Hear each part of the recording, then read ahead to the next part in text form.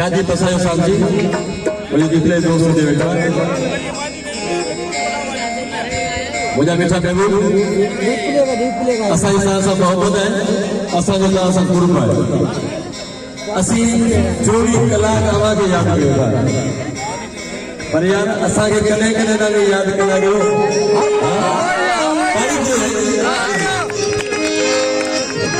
आयो शुक्र गुजार है शकीला नूर फनकार जो मुझे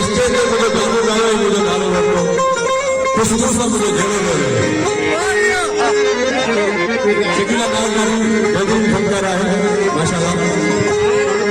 महबूब साहब असी हर वक्त तव्हांखे याद कयो था